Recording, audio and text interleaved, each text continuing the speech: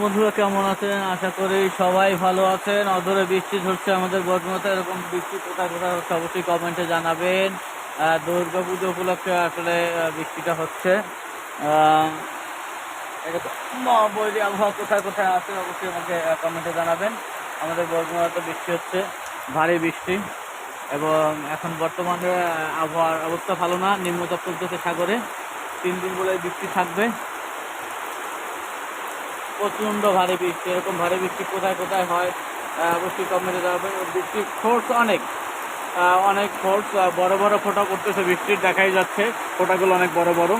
ফোর্সও অনেক, বৃষ্টির প্রচুর পরিমাণ ফোর্স, প্রচুর বৃষ্টি হচ্ছে আমাদের বর্ধমানে। এরকম বৃষ্টি কোথায় কোথায় হচ্ছে অবশ্যই আমাকে কমেন্টে জানাবেন।